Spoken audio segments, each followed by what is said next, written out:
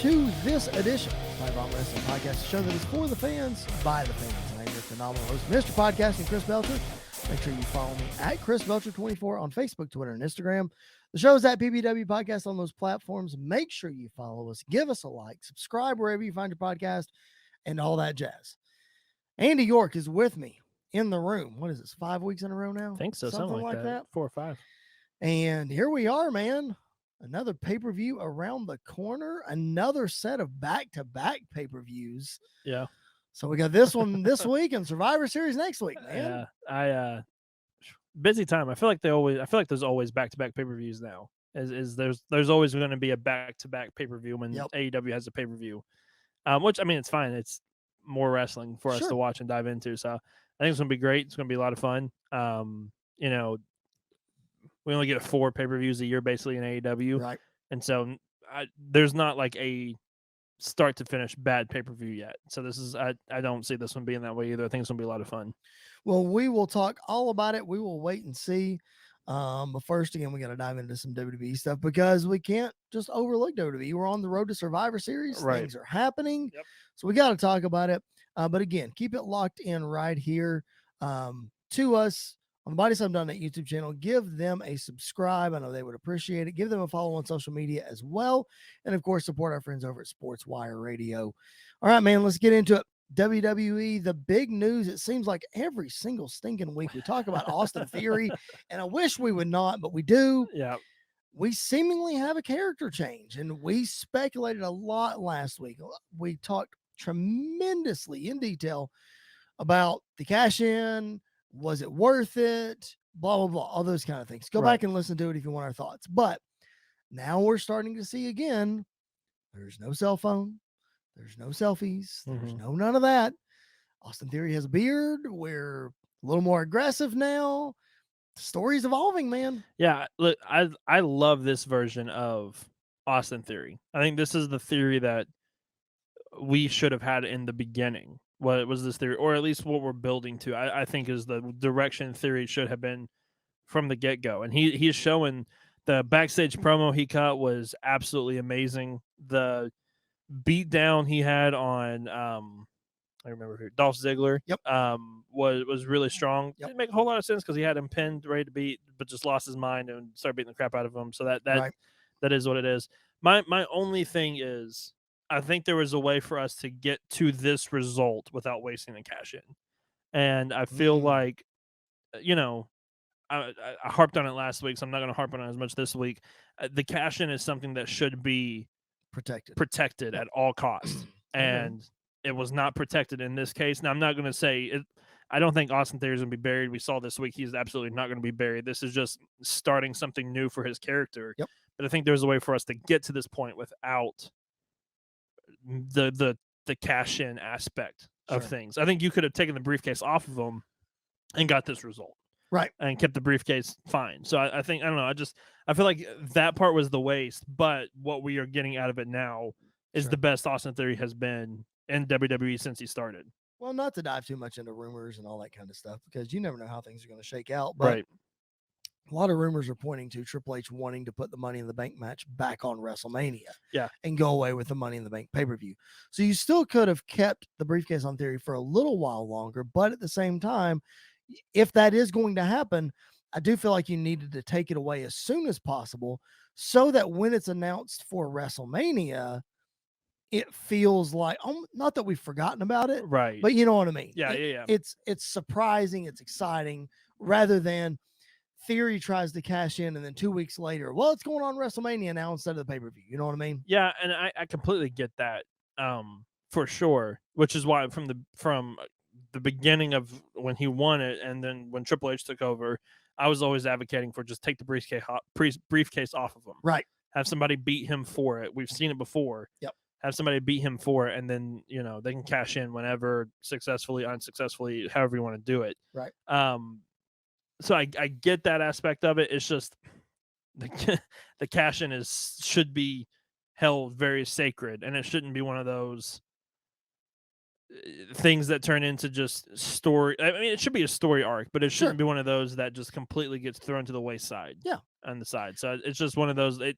it was kind of a double-edged sword. Sure. You didn't really have a choice what to do and go from there. We knew it was a double-edged sword from the start. Yeah. That's what we've said on this podcast ever since the day he won it. It's like, what do you do? Yeah. Like, how do you get out of this? Well, maybe they took a step back in getting out of it, but sometimes you have to take one step backwards to go 3 steps forward. Yeah.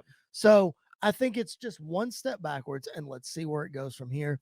I think personally, and this is maybe a deeper discussion we don't have to get into today because we don't have time, but I think personally that the Money in the Bank matches should be at WrestleMania. Yes. I loved when it was like that to begin with. WrestleMania to WrestleMania makes the most sense in my head. So I think you put the men's on one night, the women's on the other. That's how you resolve it. Yeah. And do away with the pay-per-view. Not that the pay-per-view was bad. Right. You can center it around those 2 matches, make those matches feel big, but it elevates WrestleMania too. And I think I don't think it would have worked until now. Correct. Putting on WrestleMania, because Survivor Series until this year meant absolutely nothing. Sure. It meant absolutely nothing. Now Survivor Series feels like a big deal. It's not about brand supremacy. They haven't even mentioned that once, which Sure. I'm very, very thankful for that Right. they have not mentioned that. So they're getting rid of that aspect. Now's the perfect time to put that on WrestleMania, because I mean, there are many that could argue, and I was one of them, that the big 4 pay-per-views now, before Triple H took over, was WrestleMania, SummerSlam, Rumble, and Money in the Bank. Absolutely. Survivor Series wasn't even in the question. So I think now you could definitely get rid of the Money in the Bank pay-per-view, put it on WrestleMania. I think many wrestling fans, especially if you're like in a sports mindset, from season to season, the length of a season, Yep.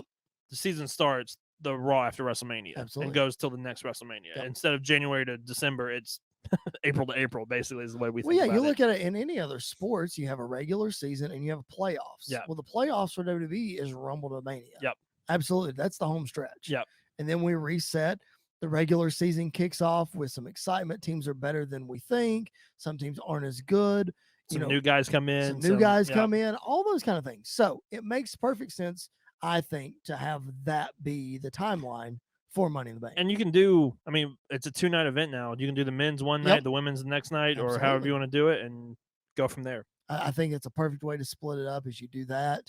I think you do, I just think it's a great idea, especially if you have 2 nights of WrestleMania. If that seems to be the model going forward, that's probably the way they're going to, which I think is a fine idea. Yep. It doesn't tire everybody out, gives everybody the opportunity to go to one night or the other if they want, or both, like we did. Yep. But it also gives you the chance to do some of these things and have the biggest matches possible on one night. Yeah. And on 2 nights, but on one night twice. Yeah. On one event. Yeah.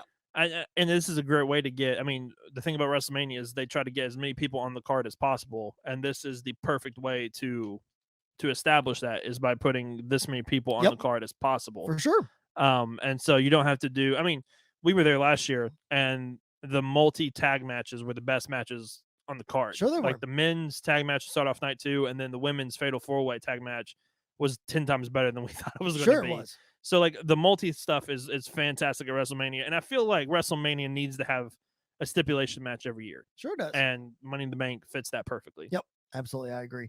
Speaking of stipulations, let's talk about War Games. By the way, quickly, can't gloss over this. Theory's character change, did all the stuff with Ziggler. He popped back up at the end of the show after the United States title match. Yep. Beat down Rollins. Can't gloss over the fact that we saw Seth Rollins and Finn Balor main event Monday Night Raw, and it was amazing. Yeah, it was fantastic. I wish we could get a scene, like just a feud out of this. Sure. Like we got one, and it obviously did not end well because of Finn's injury at SummerSlam, and also because everybody in the crowd cared more about chanting how terrible the belt looked versus watching the match itself. So that's a feud we need to revisit at some point, Seth and Finn. I feel like that you and I can probably agree on this, at least within the last 10 years, that the biggest what if in the wrestling business is what if Finn Balor doesn't get hurt that night. Yep. Like, what if? Because then we go down the road of, we got to put the title on Brock Lesnar. And we get there, and then we get the Goldberg thing and all that. But before, I mean, it's a double-edged sword, and we're really off on a tangent now, but it's fine. It's a double-edged sword because we got KO. like if Finn doesn't get hurt, I don't think Kevin Owens wins the Universal Championship. That's right. And that Universal title run with Kevin Owens was probably other than this Roman run right now, is probably my favorite Universal title reign. Because you had Jericho. Because you had Jericho in the mix, you had Kevin Owens actually feeling like a big deal. Plus, how he won it in that Fatal 4-Way on Raw with Triple H. Triple H coming out, pedigreeing Roman, and then turning on Seth and basically handing the belt to Kevin Owens. Which, if you want a rematch of that, you can go listen to the PBWF. There you go. Mayhem. Go check it out. PBWF. But like that whole thing was amazing, and honestly, it's probably the best outcome out of everything, because I feel like if Finn would have got the title, it wouldn't have lasted long. It was one of those of Vince getting a new toy, putting the new title on it, and then just so somebody like Roman could beat him. And I feel like we were heading to that point. I don't know, because like you could argue that same thing with Owens. Yeah. But then he ran with it for a long time. So you don't think he would have run with Finn for just any length of time? I think he probably would have ran with Finn to the Rumble. I think as soon as Goldberg came back in the company, it was Goldberg. It was Goldberg was going to win. So it's better for Goldberg to have beaten Owens than to beaten Balor. I don't think it's good for him to beat either of them. Well, no, but if you have to pick. If you had to pick. I think Owens has recovered a lot better than Balor has. Yes. Yeah. But Finn has never really recovered from that injury. Never. Until he went to NXT, and then in NXT he was, the old Finn Balor that we all loved and wanted to see on the main roster. Then he comes to the main roster and goes back to the old ways until he joins Judgment Day, and Triple H is in charge now, and he's actually winning matches and feeling important. And main eventing shows. Yeah. I mean, he had a brief Intercontinental title run in that, which was fun. A great WrestleMania opener with Seth and Miz. Oh my gosh. It's one of my favorite WrestleMania matches ever, not just because I was there. But anyway, big time tangent. But Seth and Finn, fantastic match. We're going to get Finn and AJ now at Survivor Series, which, again, we've been building towards for a while. Finally going to get a proper match between these two. I mean, the one match that they had in 2017 when everybody got sick. Was off the cuff, but it was incredible match. So I expect nothing less than this one. All right, let's talk about War Games. I was trying to get there. Survivor Series. The women's match really taking shape here. We see Rhea Ripley joining Damage Control for this match. After Mia Yim joins Bianca, Asuka, and Alexa. So we have 5 on the Damage Control side if we include Nikki Cross. Still have 1 spot left on the face side. All signs would point to possibly Becky Lynch. Candice LeRae is another name. There's rumors that she's not healthy, which is why they wrote her off. It would make sense for her to come back because Damage Control is the one that took her out. We'll just have to see on Monday. Yeah, I'm kind of leaning more towards Candice LeRae than Becky. I honestly don't think we see Becky again until the Rumble. I think she'll come number 30 in the Rumble. Becky Lynch, number 1 in the Rumble too. I could see her draw number 1 and coming out. But I think this fits Candice LeRae. We've already seen her in a War Games match, and she kills it. Especially, we've seen her and Io both in a War Games match at the same time. We also saw them in a Tables, Ladders, and Scares match. Yes. On Halloween Havoc. It was a phenomenal match. But we also, we've seen Rhea in a War Games match too. I was in the building for that TakeOver War Games, and she killed it. She absolutely killed it. Well, I guess Dakota Kai was in that match too. I think all of them were in it except for Bayley. Let's see. Bayley wasn't in it. Was Mia Yim in it? Yeah. Mia was on Rhea's team. Mia was in it. Rhea was in it. Io was in it. Dakota was in it. Candice LeRae was in it. That was also Tegan Knox. But she got taken out by Dakota. Right. But she was technically, so they were one person down. And then it was Shayna's team on the other side. Right. So, but yeah, we know that these women, we've seen most of these women in this environment before. And you add Nikki Cross and you add Bayley to it. It's just Alexa Bliss. And Alexa Bliss. It's going to be a lot of fun. Was Bianca in that match? She was in the first one. She was in, but she wasn't in that one. Well, and it makes all the sense in the world that Triple H bringing War Games to the main roster, and these are the ladies that he puts in it. Yeah, because he knows. Because you got to think, a lot of people talk about how there's a disconnect between the NXT fans and the WWE fans. I can see that to an extent. I feel like a lot of WWE fans do watch NXT and at least keep up with it. They know who these people are. It's not like it's brand new people that nobody cares It's about. not like it was when it was on the network and a lot of people weren't paying a lot of attention to it. Right. But people understand it and they get it. So for War Games to come to the main roster, Yeah. you have to put people in there who have done it before so that people don't look at it and say, oh, this is going to be another women's match. It's going to be hard to get through because, man, let's be honest, some of the Rumbles and Money in the Bank matches and Elimination Chambers, there's some shaky stuff going on. Now we've got some veterans in War Games. Yeah, and I cannot wait. I'm bookmarking now. I cannot wait for Io Shirai's moonsault off that top of the cage again because it's going to be beautiful. I can tell you. It is happening for sure.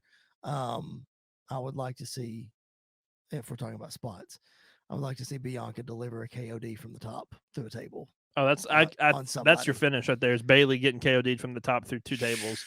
It's going to be. It's honestly, they're going to probably call back the Ciampa Adam Cole spot with the air raid crash through the tables, which was beautiful. Bro, sign me up. That's what I want the finish to be in this match. All right, that's the women's side. On the men's side, it looks like things are taking shape, but we don't have any confirmation yet. AJ and Finn kind of gives it away that it's not going to be the OC and the Judgment Day in War Games, which would have made sense. Right. That was the case, but no. It'll be on the SmackDown side. It looks like we're going to get the Bloodline versus the Brawling Brutes with the addition of Drew McIntyre. And you got to think, man, it's a 5th spot open on that babyface side. If he's not hurt, it's Logan Paul. I feel like. I don't think it's Logan. I think. Who's the 5th then? I don't think it's Logan. I think the 5th. I mean, you could do Tyson Fury would be really dumb. That would be, but it'd be really interesting at the same time. Kevin Owens, if he just got hurt. He apparently just got hurt. Yeah, I mean that could have easily been. Yeah, because Kevin and Sammy, there's your connection right there. Could have easily been. Man, if he's healthy, we don't know his status. Cody Rhodes could make a surprise appearance there if he's strong enough, if he's healthy enough. Cody could be one, but I highly doubt it. I'm trying to think somebody that fits that brawling brute style. You bring somebody up from NXT to be on there? Braun Breaker? Maybe. I mean, if Breaker's going to come up, but I don't think he is for a while. Right, because I mean, it would be a one-off if he would. I think he would have lost. I think he would have lost his NXT Championship Tuesday night. I know, but he could still come up and do the match. Yeah, I mean, we saw Kevin Owens do that. Years ago. Ciampa's another one, but he's hurt. Yeah, and he's still technically aligned with. The Miz. That'd be an easy way to just forget that storyline. You could do Johnny, but I feel like Johnny's gonna be tangled up with Miz and whatever the case is at Survivor Series. Yep. The reason I say Logan Paul is I just don't know who else is in that spot. Like I don't know. There's nobody else that really makes sense storyline wise. Right. I mean, unless you throw Brock Lesnar in there. Oh, now that would work. I mean, Brock and Sheamus and Drew and the Brawling Brutes versus the Bloodline would work. That's a good way to do Brock Roman again without Brock Roman. That's a break glass. It's a break glass moment. But I feel like, especially if that spot was supposed to be Kevin Owens, like that's break glass right there. But I feel like if you're I feel like we're heading to Brock Bobby at some point down the line, and that could happen at Survivor Series. Yeah, that's true. But also I feel like if you do Brock in this match, that means we're heading to another Brock Roman match at some point. But I think that option's always on the table. Yeah, it's like a Sting Flair match. Yeah, the option's always there. Randy John Cena, it's always there. But I mean, all signs are pointing to Roman and Sheamus. Like we're headed that way. I think that's the Rumble. I feel like Roman we Sheamus. have to head that way. Yeah. So I think you can get Brock in there, like you said, to do Brock and Roman without doing Brock and Roman. And I think, honestly, this is the first time we see the Bloodline take a loss. Absolutely. Without Roman being the one getting pinned. Yep. For sure. I think Sami Zayn gets brogue kicked, or Jey Uso, one of the two, gets brogue kicked, and which is why it makes all the sense in the world if that would have been Kevin Owens if he didn't get hurt. Yeah. Because Kevin could get in there, they could start telling that story. Kevin beats Jey Uso. Yep. Blah blah. Sammy, you weren't there for me because you're buddies with Kevin. Blah, whatever. You know what I mean? Yeah. I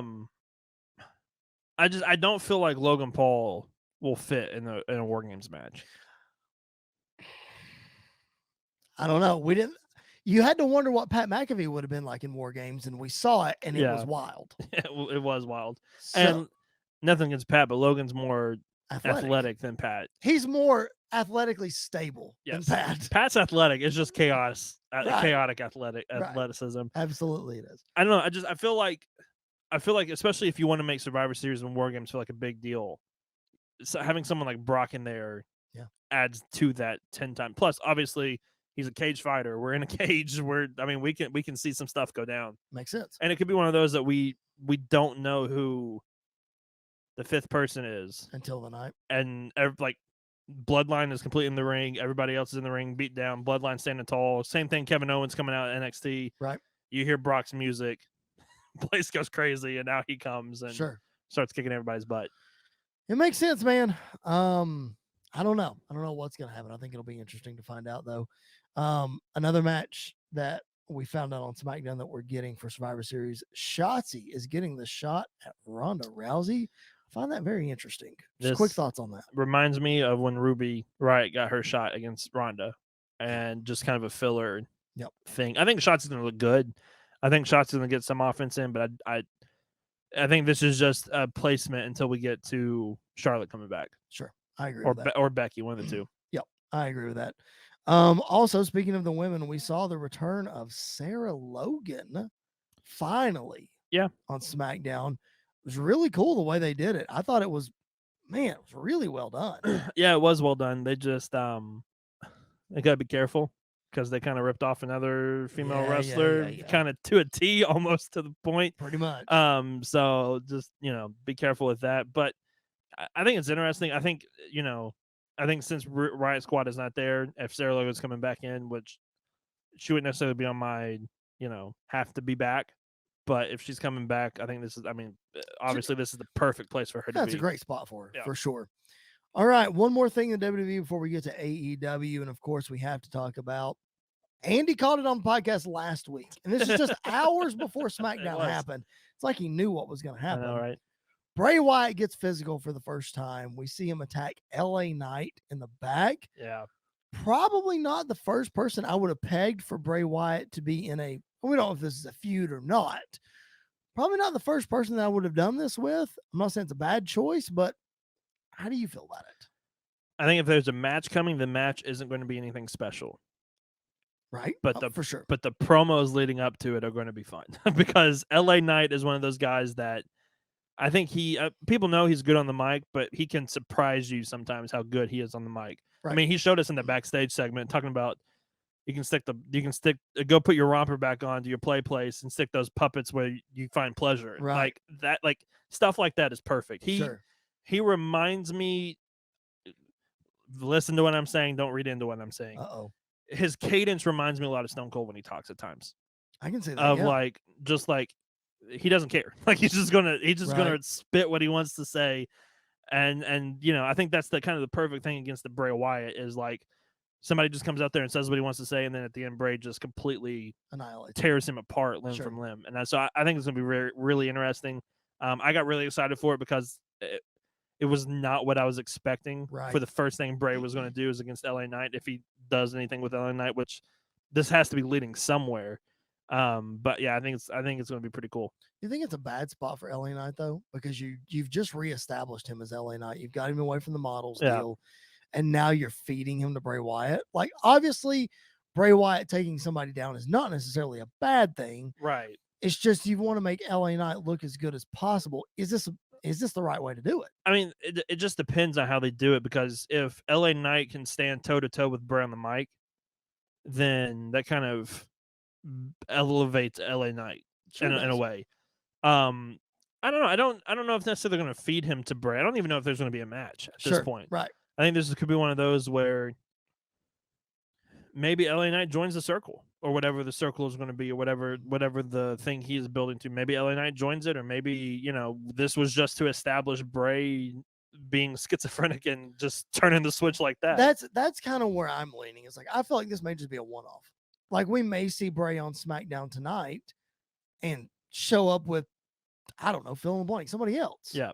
And something like that happen. Yeah. You know what I mean? Yeah. So I think it could just be a way to get him to interact with some of the roster members, but still keep that character a mystery, a question, Yeah. schizophrenic, like you mentioned. Yeah. And I think that's the best way to go with him is don't have him go out in clear cut direction. Have him go after everybody. Right. Like just have him be absolutely psychotic with everybody. Nobody's a target. Everybody's a target. Yeah, nobody's Right. safe. Yeah, Nobody exactly. is safe. That's what I mean. And I think the reports are that they've already started discussing Bray and Roman at some point, which it's fine. I think Bray needs to be one of those guys that does not care about a championship. I agree. Like there are certain characters.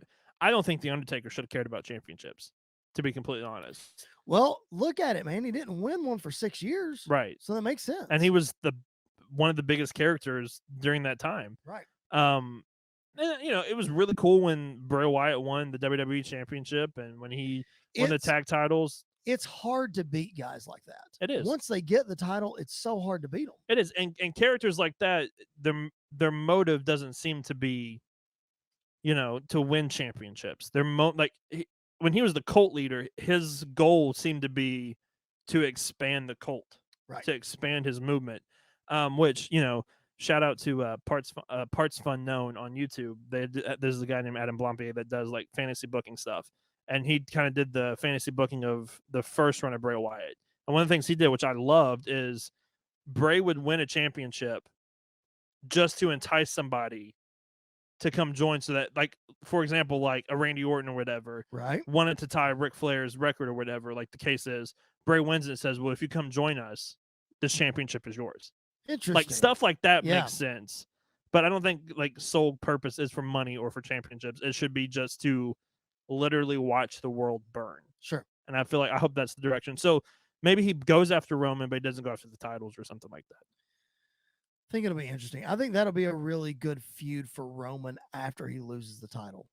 I know, like if we're saying that Bray doesn't need to go after titles or whatever, and we're wondering what Roman is going to do after he drops the titles, because I had this discussion offline with our buddy Jared a couple days ago, and like I think again, rabbit hole, trying not to go so deep, but it's just coming up. Like I feel like when Roman finally loses, like we may be done. Yeah. Like he's certainly going to be a part-time guy after that. Yeah, absolutely. But I think we may be like done. It once he loses. Like he doesn't come back? He doesn't come back. Like maybe it's a year before he comes back. Maybe. I could see that.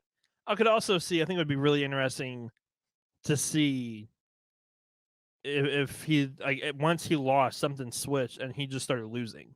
It was like we see Roman kind of go on this losing streak now where a Bray Wyatt comes in and beats him, and then Braun Strowman comes out and beats him, and then we kind of go through. There's your fifth for War Games. Braun Strowman. I didn't even think about that. Yep. There's probably your fifth. You're probably right. You're probably right. Good call. Go ahead. But but I think like you could have like Braun Strowman and Roman Reigns go out and Braun beat him, and Roman go on this losing streak, and then we start to build back up, and we kind of are starting to build this babyface Roman back up now to that point. So I don't know. I feel like he may be done, but I feel like we're going to have a babyface run out of this at some point. Yeah, I feel like we have to. Yeah. It's just a matter of when it happens. Yeah. You know what I mean? Because I feel like if you keep him off TV for 6 months to a year after he loses, and he comes back. Pop's going to be huge. Yeah, it's going to be massive for sure. All right. That is going to do it for WWE. We went a little longer than we anticipated, but that's what happens. All right. If you're listening to us, which you are, or if you're watching us, which again you are, hit the subscribe button wherever you are on the BodySlam.net YouTube channel or wherever you find your podcast. In fact, do both. Grab your friend's phone and do both as well. It only helps the show, and they're never going to know. Wow. This is the. It's true. It's true. They're never going to know. It's fine. As long as you turn those notifications off, they're never going to know. It's fine. Anyway, this is the PipeBomb Wrestling Podcast, the show that is for the fans, by the fans, brought to you again by the BodySlam.net YouTube channel each and every Friday, right here, the video version. Tuesdays is the audio-only version, PBWF month number 4, pay-per-view dropping this Tuesday. We just recorded it. What a lot of fun it is. Yep. Lots of stuff going on, man.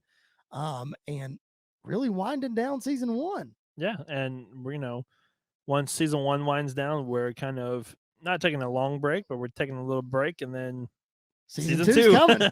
Season 2's coming. Plans are already falling into place for season 2. So we're gonna stick with it. It's a lot of fun. So again, subscribe wherever you find your podcast so you can get our fantasy booking show, PipeBomb Wrestling Federation. It's a lot of fun where we draft current rosters and book our own thing. So it's a lot of fun. Yep. All right. My name is Chris Belcher. This is Andy York with me as always. And now it's time. AEW Full Gear coming up this. Is it Saturday or Sunday? It's Saturday, John Moxley. It's Saturday. This coming Saturday. Full Gear. I tell you what. We've talked about this before, but I really dig these Saturday pay-per-views. I did too. Like WWE seems to be moving towards that model. Yeah. AEW goes back and forth.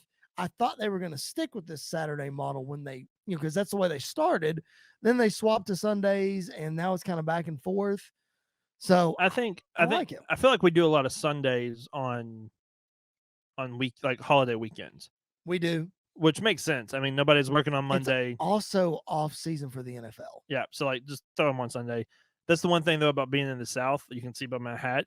Saturdays are like college football, college basketball. So having these pay-per-views and those going at the same time is a little annoying. Yep. I would much rather be on Saturday than Sundays though. So I'm loving these Saturday pay-per-views. I definitely would too. Let's get into it, man. All right. Let's talk about the match that we started talking about before we recorded, and we decided we needed to hit the record button. And that is probably the most anticipated match on the show, and that is Saraya and Dr. Britt Baker one-on-one. I told you before we recorded, and I'm going to say it on the podcast because I feel like it needs to be said.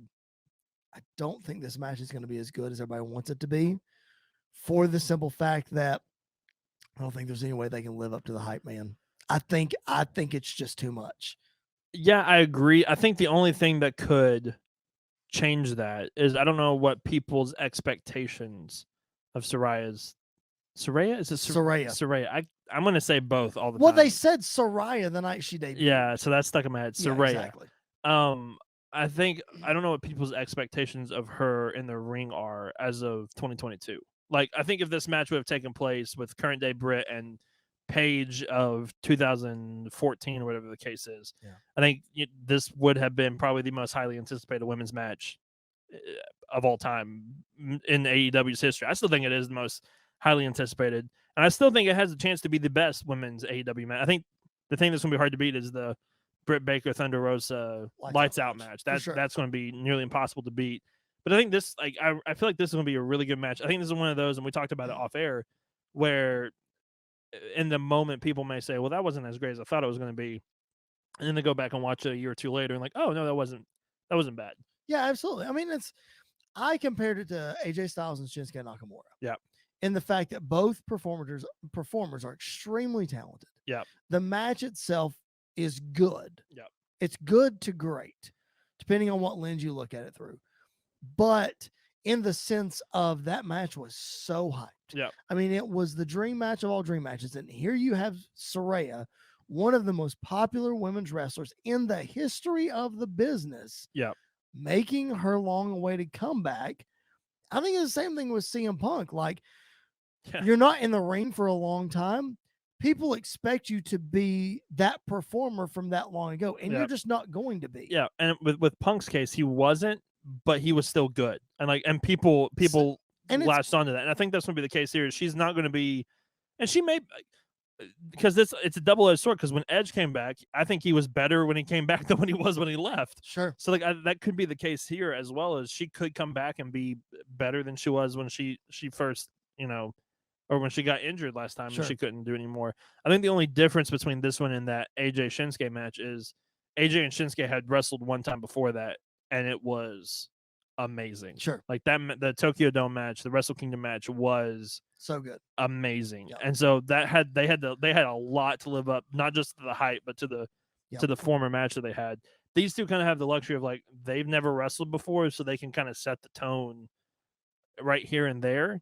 So I don't know. I think it's going to be a good match. Yep. I think it's going to be a very good match. I don't think it's going to be groundbreaking. I Mm-hmm. hope I'm wrong. I hope it's the best women's match of all time because these two deserve it. but I don't think it's gonna be anything groundbreaking. I think it's just gonna be a good, solid Britt Baker Saraya match. Yeah, I agree. Like, I'm not saying it's going to be bad at all. I just think the pressure Yep. that is on this match is just going to be way too much Yep. for them to overcome. And for it, because you said it, people are looking for this to be the greatest women's match, not only in AEW history, but of all wrestling history. Yeah. I just don't think it's going to be that. Yeah. I mean, and it could. We don't know. It just depends on what she's able to do in the ring and how they work together. Yeah. Britt, Chemistry matters a lot in wrestling. AJ and Edge. Yeah. There was nothing. There's something that is just not there. Yeah. And don't know what it is, but it's not there. Two of the best in ring all time, and they can't put a 5-star match together. Yeah. I don't. So I couldn't put together a 4-star match. that can be argued. So that being said, though, I think this match is going to be great. I'm looking forward to it. We'll have to see how it turns out. Another match that I'm looking forward to that is going to be great. I have a feeling just because of the people that are in it.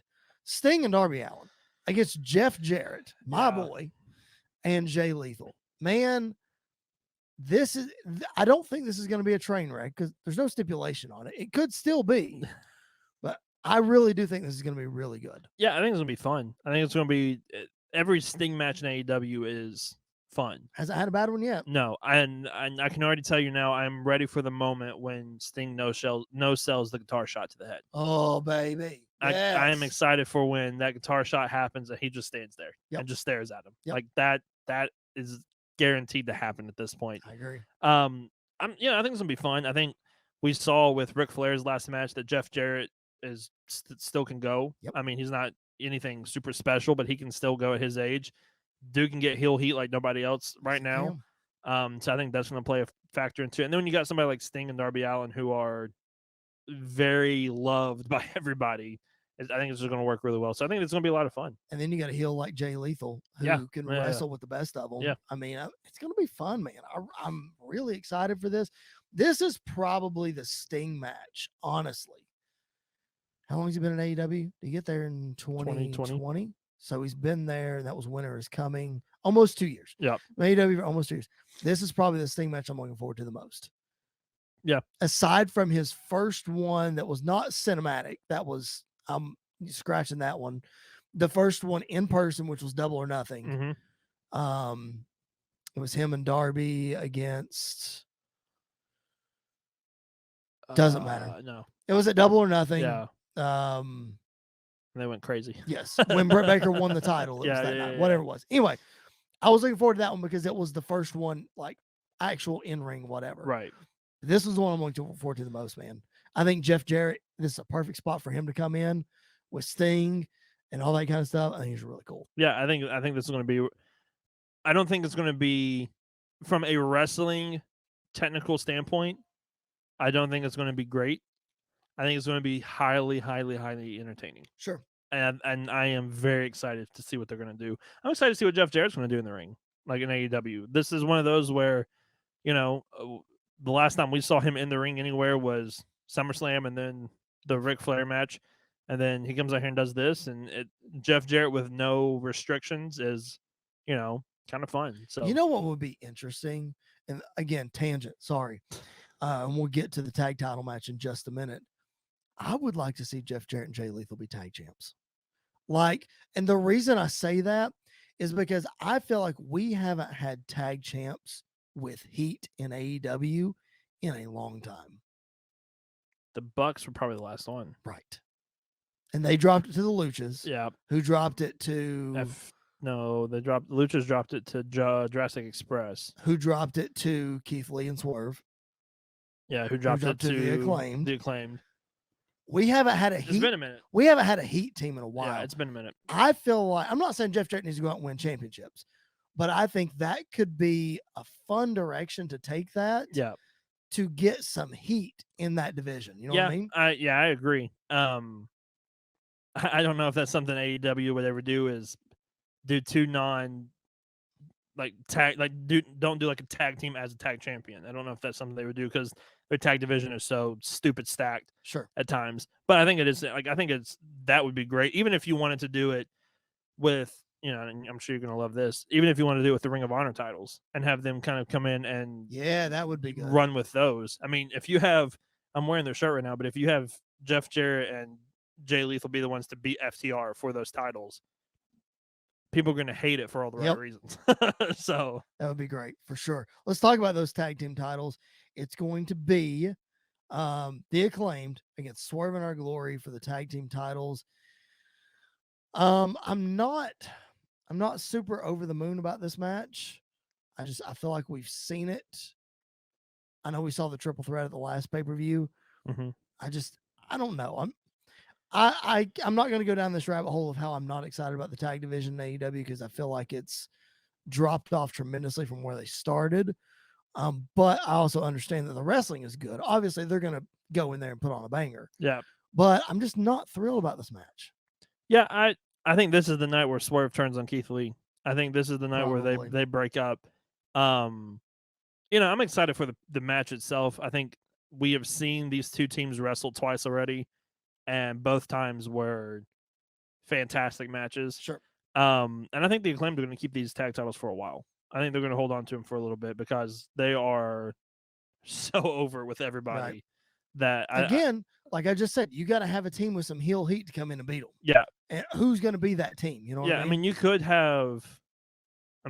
have somebody like the Firm come in and take the titles off of them, but you'd have to really build them up. Right. So I think there are teams that you could build up to have that heel heat, but I agree. Like they are too over right. Like they are so over right now that you couldn't just have anybody come in and beat them. Absolutely. And so, I think this match is going to be great. I think it's going to be a lot of fun. I think this match is happening to turn Swerve on Keith Lee. I mean, that makes a lot of sense. Or Keith Lee on Swerve. Right. Yeah. I think either way. Yeah. I think you could do it either way. The big thing though that got me excited about this match is this past Wednesday on Dynamite, where we see the brand new music video from the Acclaimed and Captain Insano finally debuts in AEW. I was so happy about that. I think there's a good chance he shows up. Oh, I hope so. I think there's a good chance he shows up. I hope so. With Billy Gunn. I think both those guys. I think that would be amazing. Oh my gosh, that would be so much fun. The pop he would get would be huge. For those of you who are listening and don't know who Captain Insano is, go watch the Water Boy. Go watch the Water Boy. Yes, it's fantastic. Why you don't know who Captain Insano is beyond me. My wife has never seen Water Boy. What? I know. Oh, I know. What? I know. Oh, she needs help. Yeah, she does. Well, she needs a lot of help. Well, that's true. But my wife, I think my wife has seen Water Boy. I don't think she would make the connection of the Big Show and Captain Insano. No. But it's fine. Doesn't matter.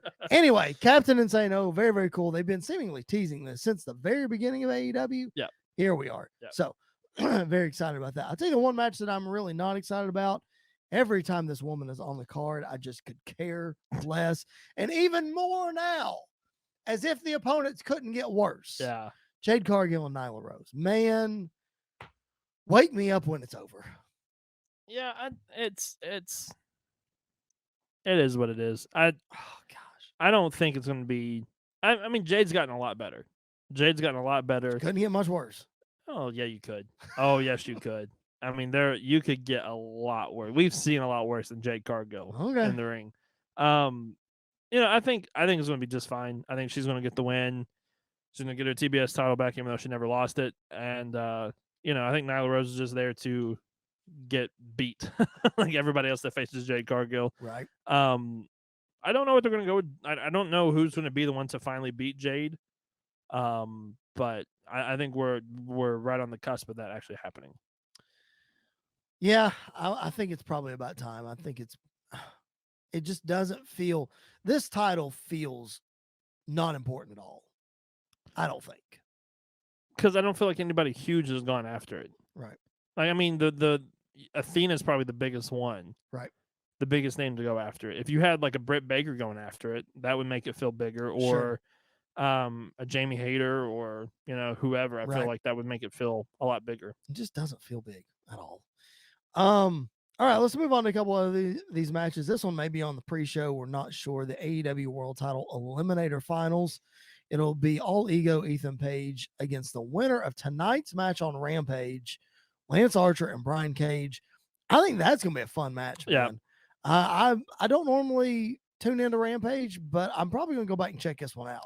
Yeah. No matter who wins, I'm going to go back and check it out. Yeah, honestly, I think no matter who wins this is going to win the finals. You don't think Ethan Page is going to win? I think if Brian Cage wins this, I think it's going to be Brian Cage. Okay. I think Brian Cage has been built really strong here recently, and we could revisit a Brian Cage-John Moxley feud that we had in the beginning. We did have AEW. that in the feud, didn't we? And we had Archer too.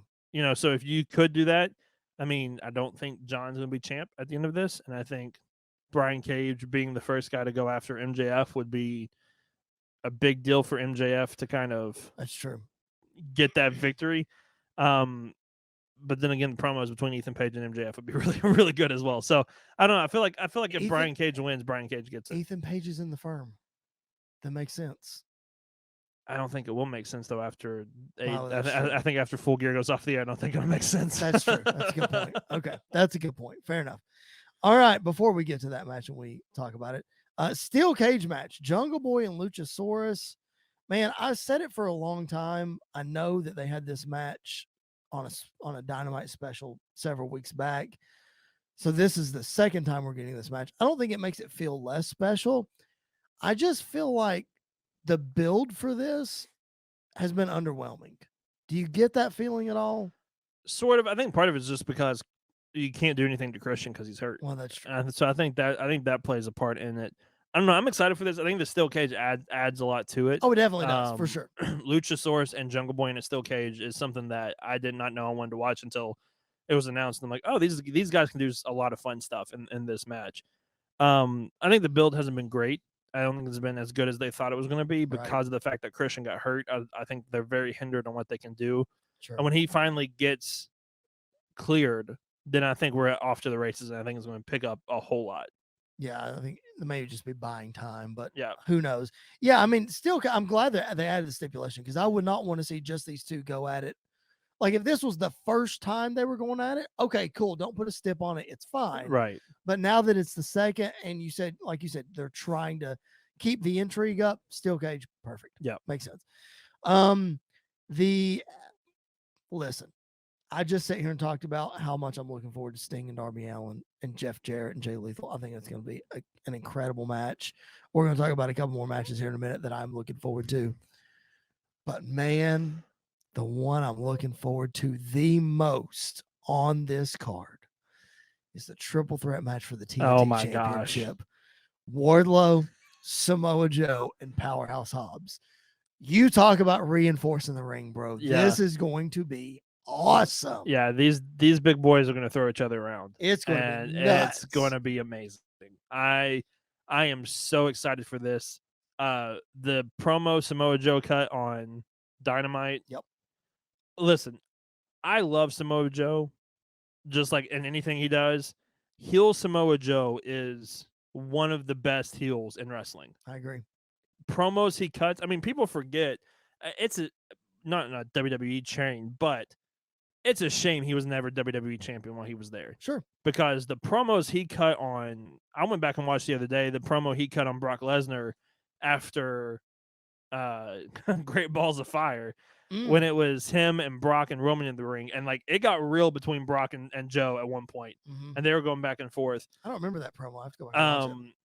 Where Brock was starting to look at Roman and he got Brock's face and said, "Look at me when I'm talking to you, boy, or I'll make you look at me." And Brock flew mad. Like they went back and forth at it. That's and awesome. Then all the stuff the promos he did on Jeff Hardy and like all those other stuff he did with AJ. Yeah, like that run? Like oh man, you can't get better than Samoa Joe when he's a heel like this, unplugged. And now that he's in a company like AEW where he has literally no restrictions on him at all, I think this is going to be the match that everybody's like, Joe's back. Yep. Like Samoa Joe is finally back. And I think this is the one that's going to elevate him a lot. But he's not going to win because he's the TV champ, the ROH TV champ. We'll get to predictions in a minute. But I think it's going to be awesome. I cannot wait. Yeah, it's going to be great. Cannot wait. Tell you what else I can't wait for, and I never thought I'd say this. Mark it down. It is 1:42 Central Time on Friday, November the 18th as we record this, if you're listening to it. Obviously, it's a little bit later. The Bucks and Kenny coming back. It's going to be amazing. Against the Death Triangle. It's going to be amazing. Oh, my gosh. Anytime you put the Luchas and the Bucks in the ring together, it's magic. Yep. And you add Kenny and Pac to the mix. If this isn't match of the night, something's wrong. And the thing that adds even more to it is the Elite are coming back with something to prove. Sure they are. They're coming back with a chip on their shoulder. Their faces have not been seen since they won the titles at All Out. Yeah. So they're going to have a chip on their shoulder. They're going to have a lot to prove. I think they're going to come out with a rocket up their butt, and they're going to come flying out here, and the pop they're going to get. It's going to be huge. It's going to be amazing. And I think this might be the one that starts off the show. Yeah, I think it has to. You start off with this. You start off with them coming out. You have them, No. You can't come out. You can't come out with them because you. No. You come out with the Death Triangle first, and then you build the anticipation of the Elite coming out. It's going to be amazing. Yep, for sure. I've never been as excited. The last Bucks match that I was this excited for was the cage match against the Luchas. And it was probably one of the best AEW tag team matches of all time. Yeah, it definitely was for sure. So, I can't wait. I think the Fatal 4-Way match for the ROH Championship is going to be a lot of fun. Yep. You got Claudio, you got Brian, you got Sammy Guevara, and of course Chris Jericho. The Ocho, man, if we got the teaser Wednesday night in the opening tag match. It's going to be fun. Yeah. It's going to be a really good match. Yeah. This is one of those that's, this may be your train wreck match of the night. Sure. Where there's just going to be bodies everywhere. People are going to be flying everywhere. It's going to be a lot of fun. You got Sammy flying. You got Brian flying. Yeah. Flying Brian. You got Flying Brian, who's going to break some ankles and wrists and everything else as well. And you got Cesaro that's going to swing I hope there's a point where he swings all three at one time. That would be wild. How could you possibly do that? I mean, he's a big, strong boy. He can do it. I think you could at least swing Brian and Sammy at the same time. I think you could swing Jericho and Sammy at the same time. Oh, Jericho's a big boy. I don't know. He swung the Great Khali by himself 20 times by himself. But by himself. But you're saying Jericho, Brian, and that's probably the weight of the Great Khali is those three together. That's a good point. Okay, and not as long. So that's true. You can only do 4 rotations, and it gets the point across. Okay, maybe we'll see. Fun match. It's going to be really good. Yep. We talked about the tag match. We talked about all the other matches, except for the interim women's championship, which may or may not be interim any longer. Who knows? I don't know what to make of this whole Thunder Rosa deal. I don't either. I haven't. That is one backstage feud and story that I have not really tried to dive into because I just don't. I don't really know what's happening, and I don't understand. Yeah, I don't fully understand everything that's happened as well. I don't know. Who knows? Thunder Rosa is the last person that I would picture having backstage heat and causing issues. But this is her third or fourth time doing this. Yeah, it's weird. It's a weird case. Not who I would peg. Anyway, Toni Storm and Jamie Hayter for the interim women's championship. Not excited about this match at all. Oh, I think it's gonna be great. Really? I think it might be better than Britt Baker and Saraya. Really? I do. I really do. I think. Okay. I think Toni Storm is not as. I think Toni Storm is highly underrated. Sure. I think Jamie Hayter is highly underrated. The fans are fully behind Jamie Hayter. They love Jamie Hayter. I think this match they're going to have something to prove. I think this match is going to be one of the best women's AEW championship matches that we could have right now. Okay. All right. I'll take your word for it. All right, let's talk about it. Jon Moxley and MJF, World Heavyweight Championship. The much anticipated shot MJF is getting. Promo this week. The promos, not just this week, but every promo has just been insane. You got to feel bad for MJF. This is not the hand that he was supposed to be dealt due to everything that happened at All Out. But here we are. And I mean, again, you wish the circumstances could be better for him, but you're either facing CM Punk, who you've built this long, huge feud with, and you finally get the blow off that you wanted. Right. Or now you get the face of the company. Yeah. It's a win-win situation kind of both ways. It is. It really is. Yeah. This is probably the most anticipated World Championship match for a long time. I don't know. Yeah. because I think Punk and Page were very anticipated. I thought Punk and Moxley was too, and then they ruined it. Yeah. Well, the first one, the squash match one, it was highly anticipated. Like, Sure, and then they ruined it. Right, but I'm talking about like the build up, like the hype around the Yeah. match. This is Yeah, the first time on pay per view though that it's felt. It just feels different. It feels really different this build. I think that's because we have been waiting for MJF to get this opportunity, to get this moment. Yep. And I think it fits better with this moment to be against someone like Moxley, who is the face of the company, who is the guy in the company. Let me tell you why I think this is the biggest championship match on pay-per-view in a long time. Because Kenny Omega. Every time that man laced up the boots and put on a championship match, Yeah, it felt huge. I'm trying to think who Page defended against on Adam pay-per-view. Cole. Yeah, which was big. Which was big. Yeah. The Page and Kenny was humongous. Yeah. Page and Cole, and then Page and wasn't Jericho. No, it was Page and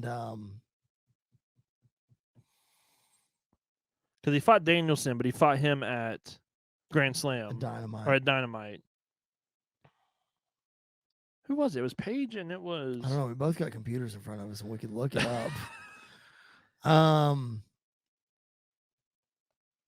Who did he? Well, he faced Archer in that Texas Death Match. That wasn't on pay-per-view. No, that was on Dynamite. He went after Mox recently. And he lost it to Punk, so that one was. I guess so. He fought Jericho in the first ever title match. He challenged Jon Moxley and lost. Then he fought Kenny. I don't know. We got to look at this. Let's see if we can figure it out. Lots of dead air here. So here we go. Okay. He defeated Kenny Omega at Full Gear in 2021. Let me make this bigger because it's kind of small. Full Gear 2021, Revolution 2022. He beat Adam Cole, and then Double or Nothing in 2022. He lost to Punk. Okay, so he really didn't have that many huge matches on pay-per-view. Like he wrestled. I mean, the Adam Cole match was pretty big. Sure it was. And the Kenny match was obviously humongous. But like Kenny, I feel like Kenny, the thing with Kenny that is different is his was during the pandemic. Right. And so you had to have the best wrestler with the titles to I mean, he had the barbed wire death match against Shawn Moxley, which was horrendous. Yes. The match was good until the end. Everything else happened. Right. Double or Nothing, he beat Orange Cassidy and Pac, which was fun. Yep. All Out, then he beat Christian Cage, and then at Full Gear he lost to Page. Right. So his opponents weren't huge. Right. And all the matches in between, like the Rey Fenix match in between, and Jungle Boy match was really good. And he beat Rich Swann at the Impact show. When he won the Impact title too. Yeah, that's right. So like he had a lot of fun matches. I think the thing is, this is the first time that the AEW Championship has had a meaningful storyline behind it. Sure, I agree. I think that's what adds so much to it. I agree with that. Yep. It is not necessarily the wrestlers involved, but like AEW fans are highly invested in MJF. Sure they are. And Jon Moxley. Sure. Like they're highly invested in both of them. So the fact that we are getting both these stories coming together at one of the biggest shows of the year, it automatically feels super important. It definitely does. It definitely does for sure. All right, let's pick them. Let's run down the card. Let's see what we've got. We'll start back at the beginning where we started. Saraya and Britt Baker. Arguably could be the biggest women's match in AEW history. Yeah, and I think Saraya has to get the win. I think she has to. Yeah, I think she has to pick up the win here. Yep. There's no two ways about it. She's got to win. Yep. Sting and Darby Allin against Jeff Jarrett and Jay Lethal. Pretty sure Sting is undefeated in AEW. I don't think he's lost yet. I could be wrong. I'm going to look that up really quick because I feel like he's lost. What would he have lost? He's only been in a couple of train wreck matches, and I feel like he's won. Nope, he has won 11 matches. and lost none. That's what I thought. Sting's undefeated. Yep. Streaks on the line. Jeff Jarrett on his podcast, they've joked about this is Sting's last match, and he's said it in his promos. What you got? What do you think?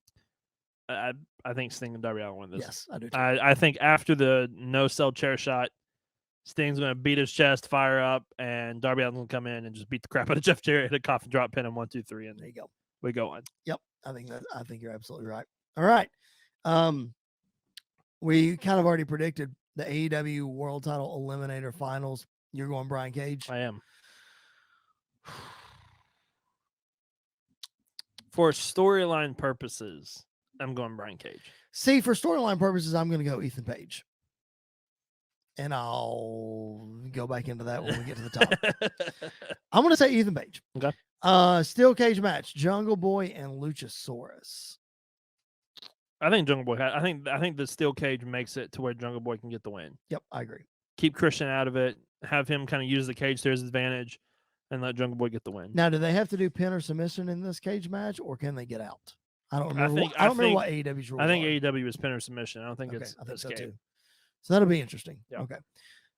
TNT Championship: Wardlow, Powerhouse Hobbs, and Samoa Joe. This is going to be one I think we're going to differ on. This is the toss-up for me. It is. This is the one where I could see all three winning. My heart says Samoa Joe. Sure it does. My gut says Powerhouse Hobbs. I'm going to go Hobbs on this one too. So I'm going to go Joe. I'll go Joe. And I think Hobbs. Which means Wardlow's going to win. So you're going to go Joe. Okay, I'm going to go Hobbs. Which means Wardlow's going to win. I think Hobbs pins Joe to win, so Wardlow doesn't get beat. I could see that. Yeah, I could absolutely see that. But I also think Joe walking around with both titles, I think just fits really well. That makes sense. That makes total sense. And I think Joe beats Wardlow. Like, I think it's time for Wardlow to take a loss. Losing to a guy like Joe is no harm. I agree with that. I just feel like that. I feel like Wardlow's riding this all the way till we get to Wardlow MJF for the title. Yeah. I don't think he takes a pinfall loss. I think once that comes up, I think Wardlow beats MJF the first time. Probably.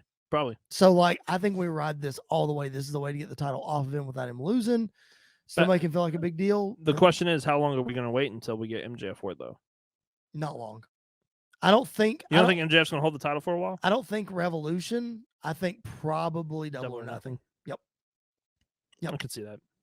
All right, Trios Championship. I think this one's a slam dunk. Yep. This is the elite. Yep. All the way. Yep. Man, and I hate it for the Death Triangle. Because they're just placeholders. They're so good. They are, and I hate it for Pac because he's already lost his Atlantic Championship. Now he's losing his Trios title. Right. But yeah, it makes the most sense for the elite to come in and get their titles back that they never lost. ROH Championship Fatal 4-Way. This is a big toss-up in my opinion. I think it's a lock. Okay, here you go. I think Jericho wins. I think it's a lock that Jericho wins. Really? Yeah. I think they're going to ride this Ocho thing for a while until if he's cleared and Adam Cole comes in and takes it off of him. Really? Yeah. There are just too many ROH champions that he has not faced yet. That they've been building that, like him beating former champions. There are too many that he hasn't faced yet for this to just end here. I agree with that. But my gut is kind of leaning towards Brian. I'm fine with that too. This one. I think that'd be great. Because, it just depends. I think because they got Final Battle coming up, and you probably want Jericho on that Final Battle show. So you're probably right. But to be Brian honest, on that Final Battle show for a Ring of Honor show, I think Brian is a bigger draw than Jericho is. Sure he is. So I could absolutely see. But with Jericho, you're trying to get the AEW fans. Why is the main event for that show might just be Danielson versus Jericho for the ROH title? You get you get the best of both worlds. Absolutely. I think one of those two guys come out with it. I don't know maybe which one, but I think the least likely is Sammy. See, I think Sammy's the dark horse. I think Claudio's the least likely. I think, man, if Jericho cannot do this ROH thing like full time once they kick off TV or whatever they're doing in January, man, I think Sammy's the perfect guy to take that heat and run with it. I agree, but I think backstage wise, this is setting a very bad precedent if Sammy. That's why I'm saying Sammy's the least likely in my opinion. I don't think he's the least likely, but I get your point with Yeah. the backstage thing. Okay, TBS Championship. Jay Cargill. Jay Cargill. We Move don't on. have to talk about that. Tag Team Championship. Acclaimed retain. I think the Acclaim retain. Yep, I do And I think Swerve turns. I think Swerve turns as well. AEW Interim Women's Championship. Tony Storm and Jamie Hayter. Ooh. I think this match will tell us a lot about the status of Thunder Rosa. Okay. I think if Tony wins, there's a good chance probably Thunder is coming back. Okay. I think if Jamie Hayter wins, not that Thunder's not coming back, but she's not coming back as champion. I think Jamie Hayter does pick up the win. I think they put the title on Jamie tonight or tomorrow night. I think Jamie Hayter wins the match so that we can finally get Jamie Hayter versus Britt Baker. Yep. For sure. But if that's the case, then I think Britt needs the win. I think you can have that match without that. Probably. I don't think you're probably right. Because the story is you're my protege. Yeah. You've got my title. Yeah. I'm coming after you. But I don't think it's going to happen right away. No, because I don't. I think we're going to get a couple of these Saraya Britt Baker matches out of the way. Okay. All right. World title match. Jon Moxley and MJF. Yep. We've said it since he was supposed to have a vacation that the boy needs a vacation. Needs a break. Give him a break. I'm going MJF here. I think MJF wins, but I don't think it's 100% locked. I don't either. I think Jon Moxley is AEW's version of Randy Orton. When he's in a title match, you never know. It's like at least a 45% chance that Jon Moxley or Randy Orton are going to win that title, no matter what the story is. Yeah. So sure. I think MJF does win, but I'm not going to be shocked if Jon doesn't retain. See, here's what I think is going to happen: is we're going to continue this tweener MJF storyline of will he, won't he? Because I do think the firm will help him win the title. I think he cheats to win the title. But then that's what I said earlier about Ethan Page winning. Then you have Ethan Page next in line. Then you have MJF as the champion. And then you continue the dynamic between them of how all that shakes out. And then some, I don't know. I think this is how I think this is one way that could end as well, is a lot of people aren't talking about it. I think Regal could turn on Moxley. Ooh. And I don't think MJF joins the firm. I think he still feuds against the firm, but we have an MJF Regal alliance going forward. Interesting. And MJF gets the title. The firm can come out, whatever, beat down Jon Moxley, beat him off TV for a while. He's off TV until he gets the long vacation that he deserves at this point. For sure. And then we kind of continue this story between MJF and the firm. Are they together? Are they not together? But I think the real thing is MJF and Regal. Interesting. I wouldn't have thought of that. Okay. Because I can absolutely see Regal pulling out the brass knucks and knocking Moxley out. Because MJF said he wouldn't use the ring, but he can use the brass knucks. Yep. That would be fun. Yeah, I got you. Okay. All right, that runs down the card. AEW Full Gear tomorrow night. If you're listening to this on Friday, if you're listening on Saturday, it's tonight. Don't miss it. Bleacher Report for all of you in the States. And I know we have some out of the country listeners, so check it out on Fight TV on our out of country market. We're going to check it out, and we'll be right back here with you next Friday. Even though it is Thanksgiving week, we'll be back with you next Friday. We will give you a rundown of our thoughts on AEW Full Gear, and we will preview Survivor Series next Friday. So enjoy your Thanksgiving holiday with your family. And then on Black Friday, when you're running, well, I guess you don't run around shopping anymore because everything's online. But turn on the PipeBomb Wrestling Podcast. Get yourself ready for Survivor Series next week. Yep. Hope everybody has a safe and blessed holiday, man. Anything else to add before we sign off? No, just, looking forward to this weekend really quick. I forgot to mention at the beginning. I'll mention it here. Today is the 10-year anniversary of the Shield's debut in WWE. First time they ever showed up together. Yes. And I think I think we've already gone through it one time, but I think to revisit at top 5 faction of all time. Yes. In my opinion, the greatest faction of all time. Top 5. Top 5 for sure, though. But top 5 for sure. Yeah. In my professional opinion. That's a long rabbit hole to That go is- down, though. that We're is. not going to Yeah, go down no, it. No. But Because we're talking about DX and the Four Horsemen and the NWO and the Yeah. Undisputed Era. Yeah. And technically the WWE calls the New Day faction. Yep. So whatever. Yeah. Anyway, all right. Yes. Congratulations to the Shield. 10 years, man, going strong. all three are holding the title All right now. three are on top. Man, it's just wild. Yep. Kudos to those guys. They work hard and they seem to be great guys. They are the faces of the wrestling industry right now. Yeah. And for all intents and purposes. They really are. All right, that's going to do it for this edition of PipeBomb Wrestling Podcast. Hope you guys have enjoyed hanging out with us today. Subscribe wherever you find your podcast and on the Mighty Slam YouTube channel. Don't forget to follow us at PBWP Podcast on Facebook, Twitter, and Instagram. For Mr. Andy York, my name is Chris Belcher. This has, again, been the PipeBomb Wrestling Podcast. We will catch you guys on the road.